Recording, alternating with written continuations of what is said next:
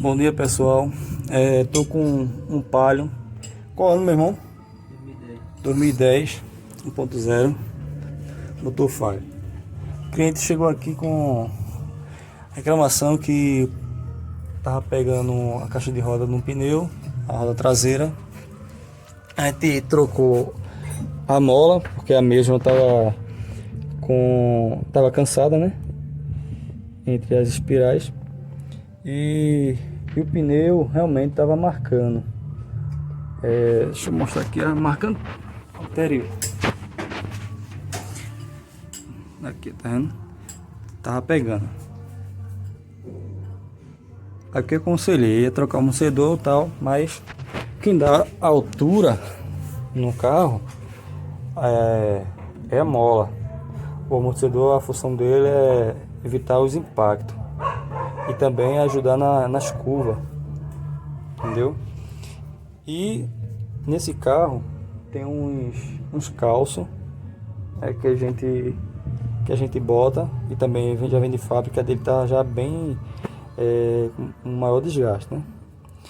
E a zoada ainda continuava. Aí o que acontece? Eu tirei os dois parafusos do eixo ou do amortecedor e fui simular no caso a alavancagem, né? Que quando passava no quebra-mola dava aquela alavancada no eixo traseiro e fazia a zoada. Aí, com muito insistência, né, minha, procurando, eu e o proprietário aqui do carro, a gente conseguiu ver onde estava o defeito. Se você acompanhar aqui o chicote do freio de mão, você vai ver. Deixa eu botar uma lanterna aqui para ver se melhora. Deixa eu ver. Não. Aqui. Pronto. Vou pedir para o irmão ali fazer a alavancagem daqui a pouco, mas vou mostrar primeiro ali. Pronto. Aqui, ó. Tá vendo que tá bastante comida ali, ó. Como tivesse pegando, tá pegando ali. Aí eu vou agora pressionar e vou mostrar como era a zoada.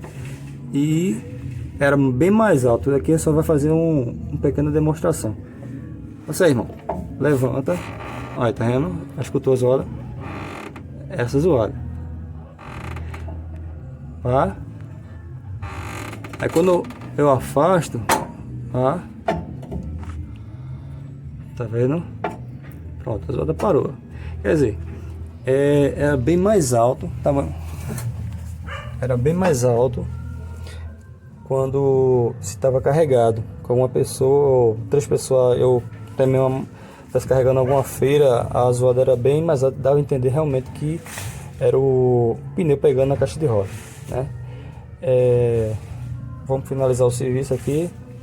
O que acontece? Eu tirei os parafusos aqui do amortecedor de um lado e do outro e coloquei aqui, introduzi o ferro aqui no cano do eixo e pedi para o menino aqui levantar para tentar identificar o problema, porque dessa forma você já está eliminando o amortecedor, tá entendendo? Porque vamos ver se é o amortecedor tal. Aí você tirou o amortecedor aqui e se continuar fazendo zoada, aí já sabe que o amortecedor não é. Agora, se não fizer zoada e você botar o amortecedor fazer zoada, aí você já fica com o pé atrás no amortecedor e pode com certeza ser ele. Para também tirar algumas conclusões, você levanta essa capa aqui, ó, a coifa do batedor, beleza? Você levanta essa coifa do batedor. Tá meio ruim aqui.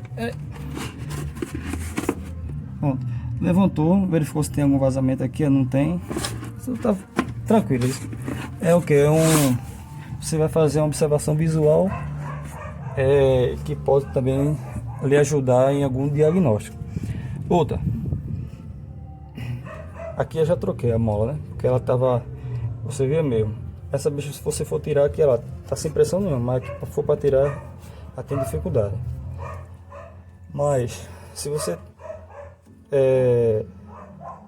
arriou esse lado e o outro, e você vê que ela já sai tranquilamente sem fazer nenhum esforço, aí essa bicha tá com problema, tá cansada, sem pressão.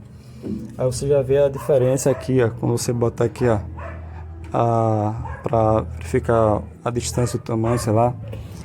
Aí você já vê a diferença aí, de um lado para o outro. Tá tranquilo? Acho que só isso mesmo.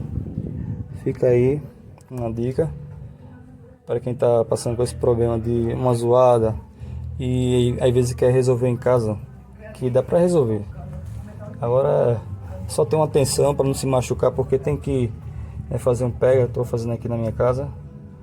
Tem que fazer um pega, tem que botar um cepo. Se não tiver um cepo, bota um cavalete. Tem que ter uma macaco só por si, 2 macacos para facilitar. Mas o negócio é atenção, entendeu? Se tiver noção de mecânica, alguma base, o cara pode meter a bronca pra cima, beleza? Fica a dica aí.